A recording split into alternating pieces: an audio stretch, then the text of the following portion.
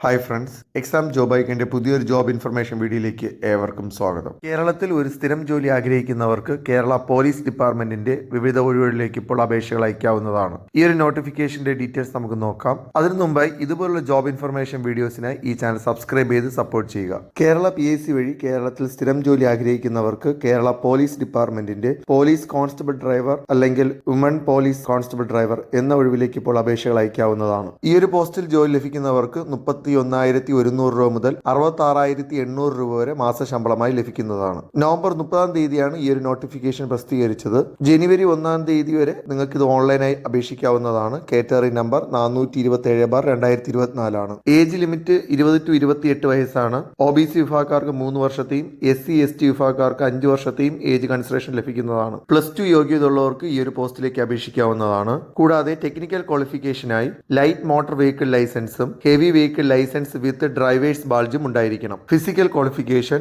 Mail കാൻഡിഡേറ്റ്സിന് 168 centimetre ഹൈറ്റും female കാൻഡിഡേറ്റ്സിന് 157 centimetre ഹൈറ്റും ഉണ്ടായിരിക്കണം. ഈ ഒരു പോസ്റ്റിലേക്ക് അപേക്ഷിക്കുന്നവർക്ക് 9 മാസത്തെ ട്രെയിനിങ് പീരീഡ് ഉണ്ടായിരിക്കും. അപേക്ഷകൾ കേരള PSCയുടെ ഒഫീഷ്യൽ വെബ്സൈറ്റ് വഴി ഓൺലൈനായാണ് അപേക്ഷിക്കേണ്ടത്. അപേക്ഷകൾ ജനുവരി 1, 2025 വരെ ഓൺലൈനായി അപേക്ഷിക്കാവുന്നതാണ്. കൂടുതൽ വിവരങ്ങൾക്കായി PSCയുടെ വെബ്സൈറ്റ് സന്ദർശിക്കുക. ഇതുപോലുള്ള ജോബ് ഇൻഫർമേഷൻ വീഡിയോസിനായി ഈ ചാനൽ സബ്സ്ക്രൈബ് ചെയ്ത് സപ്പോർട്ട് ചെയ്യുക.